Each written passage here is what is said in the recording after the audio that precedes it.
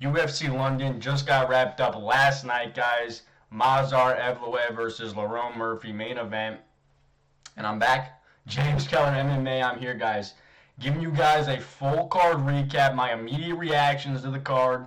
And honestly, guys, this card was pretty terrible. I'm not going to lie. A pretty stinker UFC London fight night, if I have to be honest. So, if I have to say so myself, I think that if I had to give it a ranking out of 10, I would give this maybe a 4.5 out of 10.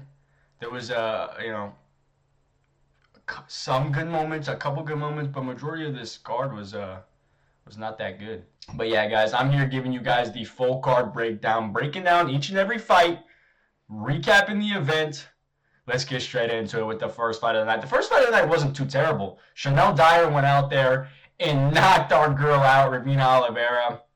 First round, they go out there. Chanel Dyer's, kind of just feeling her out, trying to, find Ravina Oliveira's chin. And then in round two, she ends up finding the chin, hitting Ravina Oliveira with a big straight, cracks her, wobbles her. She's like standing there all wobbly. And then Chanel Dyer hits with a head kick.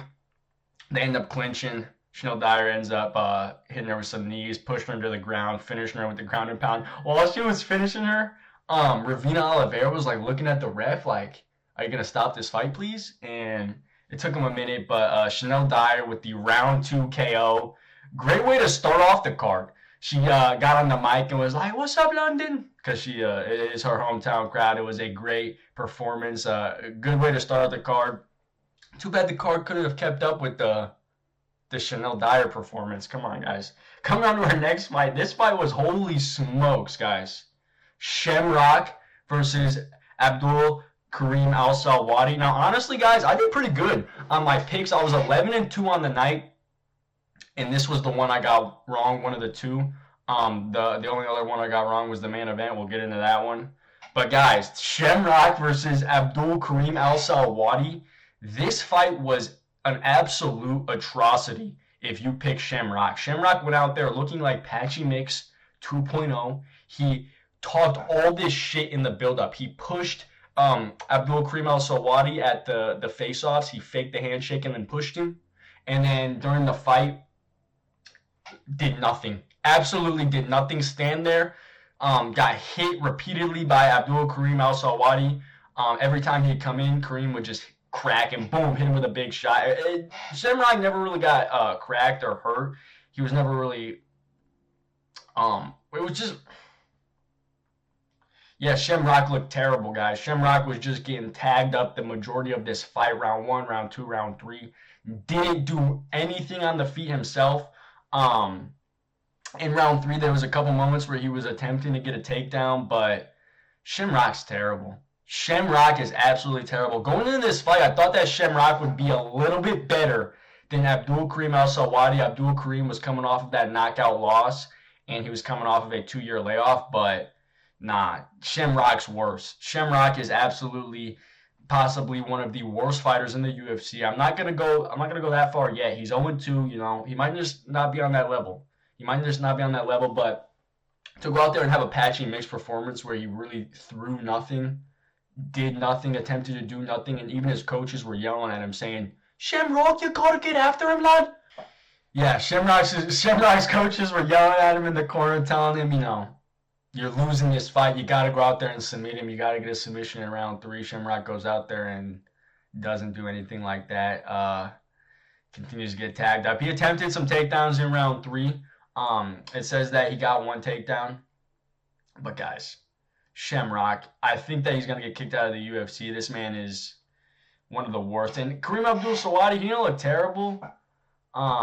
He did what he should have done against Shamrock, but dude, I'm not even too high on Abdul Karim Al Salwati. I don't think he's that good. I think if he fights anybody else, it's gonna be a tough fight. I don't know why Shamrock went in there talking all that shit. And then after the fight, he tried to shake Abdul Karim Al Salwati's hand after he got his ass whooped. He kept trying to do it. He kept trying to touch gloves. He kept trying to shake his hand after the round. And Abdul Karim was like, nah, fuck you, bro. Like, you were talking all this shit before, pushed me at the weigh-ins. And after the fight, after Shamrock got his ass kicked, he tried to shake his hand. Abdul Karim Al Salwati was like, nah, I'm not doing that. And then Shamrock slapped him. Shamrock was like, oh, fuck you then. Shamrock, what are we doing, bro? What are we doing? You cannot talk all that shit, do all these shenanigans, and then go out there and have a performance like that, man. And then afterwards, slap Abdul Karim El-Swati after he doesn't want to shake your hand. You got your ass kicked, bro. You got your ass kicked. It happens. It happens. You got to come back. You got to learn from it. But yeah, don't try to whatever. Don't try and switch sides. Talk shit, and then after you get your ass kicked, you're all like, oh, if he doesn't want to be your friend, bro, leave it, bro. Whatever. But yeah, I think that Shamrock's probably gonna be kicked out of the UFC. He's terrible. He's terrible. Shouldn't have done all that after the fight. Shouldn't have done all that before the fight and then went out there with the stinger performance like that. Whatever, though. Either way, guys, coming on to our next fight, Louis Sutherland versus Brando Pericic. Now, this fight was a decent fight. My boy Louis Sutherland got slept in round one. Poor guy. Poor guy. It was quick. It was quick and it was brutal. Louis Sutherland went out there and, like I predicted, he wouldn't be able to land at all on Brando Pericic. Brando Pericic was just tagging him on the feet, looking good. Yeah, Louis Sutherland did end up getting a takedown in round one. Wasn't able to do anything with it though. Brando Pericic tagged him up, ended up getting the round one KO. I kind of thought this was going to happen. That was my prediction going into this fight, was the Brando Pericic round one knockout, and that's exactly what happened. Louis Sutherland, man. What are we doing? And Brando Pericic, I'm excited to see if he can have a good run at heavyweight. We'll see what happens if he gets put up against a fighter with a little bit of a skill level, some dude in the heavyweight division that has at least something for him besides Louis Sutherland, the other dude he fought, who was an absolute bum. But yeah, Louis Sutherland, come on. We got to lock in. Coming on to our next fight, talking about locking in, bro. Mantas Contradachevicius versus Antonio Tricoli. Now, Antonio Tricoli, I thought that going into this fight, he was going to get finished. He's got this record of getting finished. He got standing guillotined in his last two before going into this fight, and then before that he got knocked out. And he's a professional gambler. So I thought that he was going to go out there and get finished. Tell all of his boys that, I'm about to get finished in this fight, put all this money. Because he was like I think Montes was a plus or a minus 700 favorite going in there. And Antonio Tricoli was like a plus 500 something. So obviously if his boys bet on him just to lose, like, they wouldn't win that much. And that's what happened. He didn't get knocked out. He didn't get submitted. Montez Contradachevicius went out there and he looked good. He looked decent. He was tagging him up on the feet, but his fight IQ was the biggest downfall for him in this fight. Every time that he would start to land on the feet, or he would land on the feet and then he would end up clinching or end up grappling. There was moments in this fight where he just, I don't know. I was thinking, what are you doing, Montez? You could finish this fight. This is an easy fight for you, but he wasn't. Like I said, there was moments where I think he could have finished this fight. Like in round two, he was hurting Antonio Tricoli on the feet, and then he ended up grappling. And if he wouldn't have attempted to submit Antonio Tricoli, I think that he would have had a lot more success in this fight. He could have got him out of there. He was hurting him. He was having good success on the feet. But I just don't know what he was thinking. I don't know what his game plan was. Either way, though, Montez ends up moving to 9-1. We'll see what he does moving forward in his future career. For Antonio Tricoli, kick him out of the UFC. This dude's terrible. An absolute can. And for Montez, I don't know. I'm not even too high on him.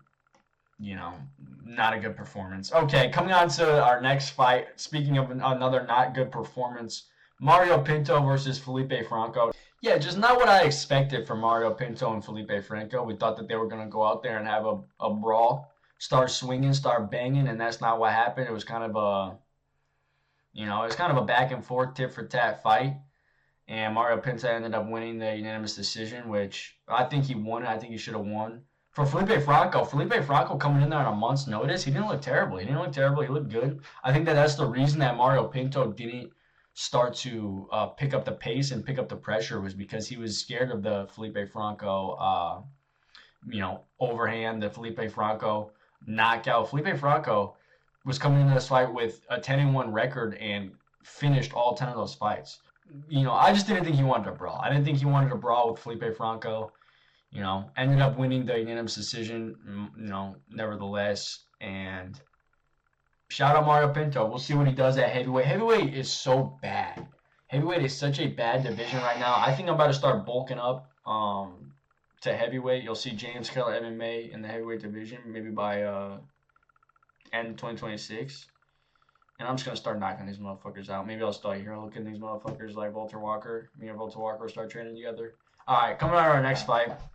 Let me shut up. Coming out of our next fight, Nathaniel Wood versus Losian Keita. Now, I got this fight perfectly. I was so good on my picks for this card. I literally read this card like a book. I read this fight like a book, too. Nathaniel Wood versus Losian Keita. I thought that Nathaniel Wood would be too much for him. I thought that would be too much for him. For your UFC debut, honestly, coming in there, seeing Losian Keita's highlights, seeing the power he had in his hands, this dude does hit hard. He does crack. I thought that he was going to go in there and knock out Nathaniel Wood when the fight first got announced. But when I watched the fight tape, for my prediction video, when I watched the Losian Keita's fights, he didn't look too good. He didn't look too good in those fights. He looked pretty bad.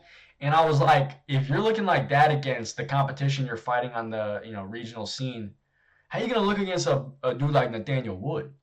And that's what happened. It was not the greatest fight. Nothing really happened. Nathaniel Wood was just the busier, more active fighter throughout round 1, throughout round 2, throughout round 3. Landing more kicks, landing leg kicks, landing body kicks, landing good shots upstairs. Losian Keita, there was a couple moments where he landed on Nathaniel Wood. There was a moment where in round 2, Nathaniel Wood hit him with a leg kick and it knocked him off balance, and then he popped right back up and then hit Nathaniel Wood with a knee. But that's the thing about Losian Keita. He's kind of a one-punch power puncher. There's a couple of times at the end of round 2, I think, where Losian Keita hit Nathaniel Wood with a big right hand. And, there was a couple of times where he hit him with big right hands, and it obviously, there was some power behind it. It pushed Nathaniel Wood off balance, but like the one at the end of round 2, that was at the end of the round. And then for the other ones, he just wouldn't, he wouldn't continue on with the striking combos. He would throw one punch, hit Nathaniel Wood, and then, kind of back up, and Nathaniel Wood was able to just outpoint him for 3 rounds. It was a split decision. I could have seen how you could have given it to Losian Keita. Nothing really much happened, and Losian Keita was landing the more powerful strikes, if that's how you're, judging the fight. I was going to say if you're judging on damage, but it wasn't damaging Nathaniel Wood. He was landing the more damaging strikes, I would say, compared to the shots Nathaniel Wood was landing on him. There was never a time where Nathaniel Wood would land on Losian Keita. He was landing clean shots. Don't get me wrong. Nathaniel Wood was landing a bunch of clean shots. He outstruck him 67-52 on the significant strikes, or on the total strikes, excuse me. But there was never a time where Nathaniel Wood would hit Losian Keita and drop him or knock him off balance, like Losian Keita would hit Nathaniel Wood and kind of stumble him a little, not stumble him, but push him off balance a little bit. Because Losian Keita cracks, bro. This dude hits hard, but he's not that good. Yeah, he's not that good. He's kind of a power merchant. Nathaniel Wood ends up getting the split decision. Let's go. Nathaniel Wood, underdog pick. Coming on to our next fight, Mason Jones versus Axel Sola. This fight saved the entire card. If it wasn't for this fight right here, UFC London Fight Night would be an absolute stinker. But this fight, Mason Jones versus Axel Sola, was an absolute banger. Absolute classic. The Dragon? Not the Dragon. Mason the Dragon Jones. Mason Jones goes out there. Round 1, Axel Sola. Axel Sola looked big. Axel Sola's a big motherfucker for a 155-pound division. He's huge. And goes out there round 1. Hits Mason Jones with a perfect spinning elbow as Mason Jones is coming in. Boom! I thought it was a spinning back fist. Excuse me, that's what the announcer said. It was a spinning back fist, but it was actually an elbow when they showed the replay. Right on the chin. Mason Jones pops right back up, though. He's like, fuck, that hurt. But he popped right back up. And Mason Jones ends up doing what Mason Jones does and hurts Axel Sola. He stays in round 1. stays composed, and he hits Axel Solo with a big knee when they're in the clinch that cuts Axel Solo right on the underneath the cheek. And as soon as Axel Solo starts bleeding, Mason Jones points at him and does this like little like cut emote, which I was like, that's so awesome, bro. He's like, I got you, bro. I got you. I cut you. And after that, I was like, yo, this is a Mason Jones fight. I knew this was gonna happen. I knew there was gonna be a grueling, tough fight. I thought that Axel Solo was actually the favorite going in there, but Mason Jones was the betting favorite going into this fight. And yeah, after that moment, after he hurt him in round 1, he just kept putting on the pressure, hitting Axel Solo with good, clean shots. At the end of round 1, he was landing big shots, hitting him with big, clean shots. And Axel Solo was never backing down, though. He never. That's why this fight was such a banger. He never, was getting hurt or getting rocked by these shots. They were good, clean shots. And I don't know, how Mason Jones kept the forward pressure for the rest of round 2 and round 3 like he did. He didn't back up the entire time. And Axel Solo was just eating shots, eating clean shots, eating shots on the chin, eating clean knees. There was a moment where Mason Jones hit him with a big head kick where he just ate it. And then later on, at the start of round 3, Mason Jones comes out and hits him with the same head kick. That one hurt him, though. That one, it hit him right on the fucking face. Boom! Mason Jones head kick right on the face. This fight was awesome. This fight was a banger fight. Mason Jones ends the round 3 with, he was like, landing these skip knees to Axel Solo's face. It was a banger fight. It was a banger fight. One fight of the night, like it should have. And Axel Solo, takes his first loss going in there 11-0. Now he's 11-1. And I think that he can come back from this fight. He did take a lot of damage in there, but against Mason Jones, he didn't back down. And Mason Jones, that's what he does. He loves to have a scrap. He loves to have a dog fight. That's exactly what I expected to happen. And Axel Solo, he has been tested. He has been in dogfights before making it into the UFC. But against UFC caliber guys, it's a different level, man. It's a different level. Mason Jones has had that experience, and goes in there, gets the unanimous decision.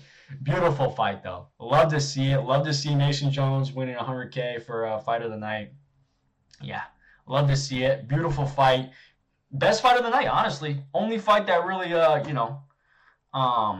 was an absolute banger. I mean, this fight, coming on to our next fight, the main card opener, Danny Silva versus Curtis Campbell. Now, dude, coming into this fight, Curtis Campbell was the big favorite. I think he was like a minus 200 or minus like 195 favorite. And I was like, what? Like, that makes no sense. I picked Danny Silva. I knew Danny Silva was going to win. I picked him by KO. I picked him by finish, I'm pretty sure. And that's exactly what Danny Silva does. Round 1, Curtis Campbell goes out there. He gets a takedown. I was like, this ain't looking good. This ain't looking good. Gets a takedown, ends up getting the back of Danny Silva. He almost gets the, like the full body lock, the full, starts looking for a rear naked choke. But Danny Silva's able to work his way back up to his feet. He's able to get up. Round 1, nothing really much happens. Danny Silva, kind of is able to land on the feet on Curtis Campbell. But Curtis Campbell, you could tell that his game plan, kind of his whole game is to get the takedown, get the submission. At the end of round 1, he attempted another big takedown where Danny Silva stuffed it. And after that, I think that Curtis Campbell was like, fuck, like, this is not good. I'm not getting my takedowns. I'm not, landing on the feet against Danny Silva. Danny Silva's fast. He's a lot faster than me. Danny Silva was tagging him up. Coming out in round 2, Danny Silva cracks Curtis Campbell with a big right hand. Boom! Big right hand. Curtis Campbell goes down. Gets back up, though. He's like, I'm still in this. Boom! Danny Silva hits him with another right hand. I think he hit him with 3 right hands, 3 or 4 right hands. Hits him with one, drops him, hurts him bad. He gets back up, hits him with another one. Curtis Campbell's still there. Hits him with the 3rd one, drops him again. The ref has to step in and stop it. Yeah, like, I don't know why. I should have bet on this fight. If you did bet on this fight, if you watched my prediction video and you bet on this fight, good for you, because this was an easy pick'ems. Watching the Curtis Campbell tape before getting into the UFC, even his Contender Series fight, this dude is not good. This dude is not that good. And he got clipped against Danny Silva. He got put to sleep. Not put to sleep, but dropped, rocked, finished. And the future career of Curtis Campbell in the UFC, he could have a resurgence. He could bounce back from this, but he's going to have to do a lot. He's going to have to do a lot of soul searching. He's going to have to do a lot of work. But yeah, looking at him in his big shorts, man, I feel bad. I feel bad. Danny Silva put his ass to sleep. Didn't put his ass. I keep saying that, but he didn't put his ass to sleep. Just hurt him bad. Dropped him. Yeah, but still, Danny Silva, great win, bro. Great win for Danny Silva. Was asking for money on the mic in his post-fight interview. You hate to see that, man. Dana White, you gotta pay these guys. Come on, bro. Pay these guys. Coming on our next fight, Roman Dolidze versus Christian Leroy Duncan. This was a fight that, was part of the London Fight Night stinker narrative. It was a stinker fight. I thought Christian Leroy Duncan was going to go out there and sleep Roman Dolidze, but that's not what happened. Christian Leroy Duncan, he's good. He's a good striker, and he does have a very awkward striking. I mean, not very awkward, a very clean striking style, a very technical striking style, but he's not. But yeah, in this fight, I thought that Christian Leroy Duncan was going to go in there and put hands on Roman Dolidze, finish him, knock him out. Roman Dolidze ends up, crafting it out, making it to a third round unanimous decision. He ends up getting a takedown in round 3. Roman Dolidze didn't look bad in this fight. He showed Christian Leroy Duncan some holes in his game that he might need to work on. Even though I'm saying that Christian Leroy Duncan ended up winning the unanimous decision, the only reason I'm saying that is because I'm high on this dude, Christian Leroy Duncan. I thought that he was gonna put on a statement performance, start to move his way up in the middleweight division, start to, make his name for a contender. But after this fight, I don't know. I mean, he still got the win, still got the W over a tough guy like Roman Dolidze, still working his way up. We'll see what he does in his next fight. I'm still high on him. I still think that he's a scary dude. I still think that he could have a good run at 185. But yeah, we'll see. Not the performance I expected from him, and that's kind of the story of a lot of these fights. I didn't expect some of these performances, but we'll get into those. Coming on to our next fight, Iwo Baranowski. This is a fight I did expect. I bet the Iwo Baranowski round 1 KO. I said, what are they doing feeding Iwo Baranowski a chinless fighter? Austin Lane might be the most chinless fighter in the heavier weight divisions. This dude has no chin. He's the Beneil Dariush of heavyweight and light heavyweight. He was coming down from heavyweight to light heavyweight in this fight. And Iwo Baranowski, first punch he landed, boom, knocks out Austin Lane. Oh, man, Austin Lane, man. If you are a fighter and you have no chin, I don't really think you can be a fighter anymore. I think it's time to, maybe find a different career. I'm sorry for saying that, but yeah, Iwo Baranowski looked good. Iwo Baranowski, though, goes in there and does exactly what you should do. Puts away Austin Lane with the foot. Like, you can't look better than that. You really can't look better than that. Iwo Baranowski is definitely going to get a jump up in the light heavyweight division after this fight. They were I think that they were feeding him this fight for, I don't know, maybe a free knockout. But, yeah, this dude, Iwo Baranowski, hits hard. He can crack. We'll see what he does. He likes to scrap. We'll see how he looks in the light heavyweight division. We'll see how he looks. I think they're going to give him I don't know if they're going to give him a fight right outside the top 15, because against a top 15 level light heavyweight, like maybe a Zhang Minyang or maybe a Dustin Jacoby, like, I think he could struggle. Like, Dustin Jacoby is not a easy fight for anybody, and especially a dude like Iwo Baranowski, who likes to scrap, who likes to go in there and likes to brawl. But with that being said, Iwo Baranowski can hit hard. He can definitely knock out a dude like Dustin Jacoby. He can definitely knock out a dude like Zhang Minyang. We'll see what happens, though. We'll see if he gets a fight, right outside that top 15 or maybe right at the top 15 level in the light heavyweight division. We'll see what happens for him. But yeah, after a fight like that, you definitely think he's going to get a big push in the light heavyweight division. Coming on to our next fight, the feature fight. Oh my gosh, this fight was an absolute stinker. Michael Venom Page versus Sam Patterson was the worst fight on the card. This wins worst fight of the night.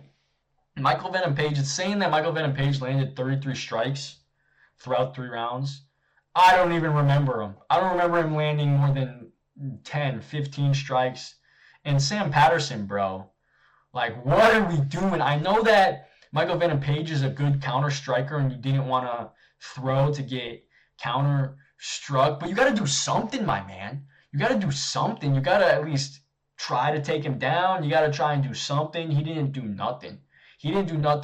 Sam Patterson landed 25 strikes over 15 minutes. 0 for 2 on takedowns. Like, guys, if you watch this fight, I feel bad for you. I feel bad for anybody that was at the UFC London Fight Night. Usually the London Fight Nights are pretty decent.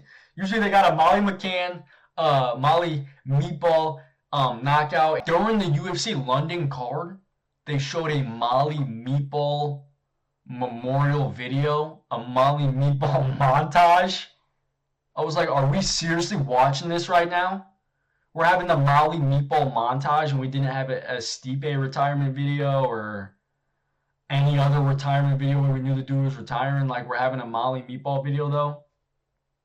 After the fact. Molly Meatball, are we serious? Either way, though, I do miss her. Yeah, guys. I miss Molly Meatball. I miss Molly Meatball. So does the UFC. Whoever made that video, shout out to you. A real tearjerker. Sam Patterson versus Michael Venom Page.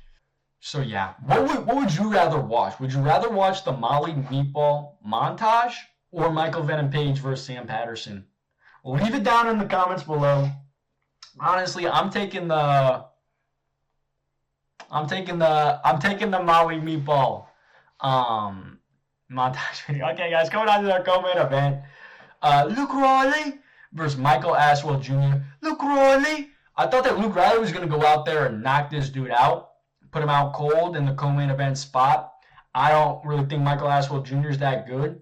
But, he stayed in there. He stayed in there against Luke Riley. He didn't get finished. He didn't get hurt.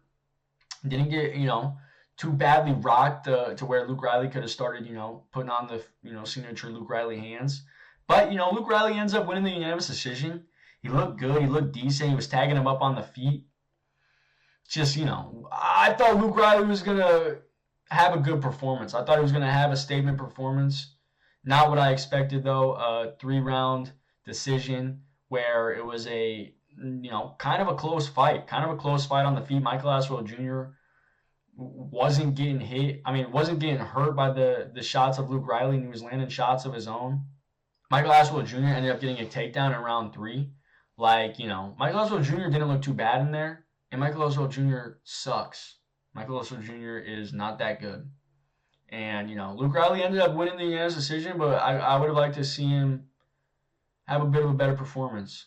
But, what are you going to do? Kid's young. I think he moves to 13-0 now. 13-0. I think he'll definitely face a loss in the UFC at some point. He's no Ilya Taporia type, undefeated marauder. Yeah, I think that he's going to end up facing some tough adversity, especially at the featherweight division. We'll see, though. We'll see. Maybe I think that this might be a learning experience fight for him. It could be where he learns from this and goes out there and, starts to put dudes away. But we'll see. Luke Riley, I'm not counting you out just yet. I'm still on the Luke Riley hype train. Coming on to our main event, though, Movsar Eloya versus Lerone Murphy. This fight was kind of crazy. I'm very upset. I picked Lerone Murphy. I picked the underdog going in there. I thought the miracle was going to pull it off, and it almost happened. Not exactly. I thought that I had the fight being a draw at the end of it. I had Lerone winning rounds 1, rounds 2, and then I had Movsar winning round 3, round 4, and round 5, and then in round 4 he ended up getting that point taken away. So in the end, I had it 47-47, and they gave it to freaking Movsar. 2 judges had it 48-46 Movsar, which means that he would have won 4 out of the 5 rounds. 2 judges had Movsar winning rounds 1 through whatever, rounds 1, rounds 3, and rounds 4, and rounds 5. What? Now, I can understand Movsar winning the last 3 rounds 3 to 5, but winning round 1, he got outstruck on the feet, and he didn't shoot a single takedown. I had Lerone Murphy winning that clearly. Round 2 was another clear Lerone Murphy round. They obviously gave it to him. But yeah, this fight, every single time I feel like they make a fight, and before the fight happens, they're like, okay, winner of this is fighting for the title. It ends up being a stinker. It ends up being a stinker fight, and then Dana White's like, I don't want either of these dudes fighting for the title. We're going to give it to Gene Silva. I don't know. Do I make fights? Do I make fights on the fight of the night on the night of the fight? Get out of here, kid. Come on. We'll give it to Gene Silva. Are you fuck? Hi. Are you serious? If they give the title shot to Gene Silva, coming off of an Arnold Allen win where all he did was jump on his back, coming off of he lost to Diego Lopez before that, Volk just beat twice. If they give Gene Silva the title shot over Movsar Evloev, now I wasn't impressed by the Movsar Evloev performance. I think Movsar Evloev sucks. I think he's terrible, and that's why I picked Lerone Murphy. I thought Lerone was going to go in there and put hands on him. I thought Lerone would be like, this is the biggest fight of my career. After this fight, I'm fighting Volk, and possibly his retirement fight. I got to go out there and do something, and he didn't. Lerone looked bad. I mean, rounds 1 and rounds 2.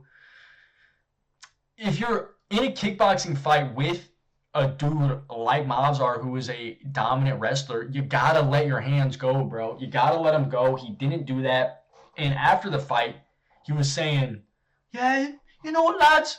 Give the title shot to Movsar. Give the title shot to Movsar. He deserves it. And it's like, bro, like, oh my God, this dude, Lerone Murphy, what are we doing? And Movsar against Volkanovski? Like, this is a perfect fight for Volkanovski to end his career with a undefeated 20-0 Russian, and I think this is an easy fight for him. I think that Volk stuffs every single takedown and hurts Movsar on the feet. Easy, 50-45 decision for our boy Volkanovski. I don't know if that's going to happen, though. The way that it looks like, though, they're going to give Gene Silva the title shot. And if that happens, I'll be very upset. If that happens, the UFC is officially in a very, very bad spot, or in a spot where they're giving title shots to people who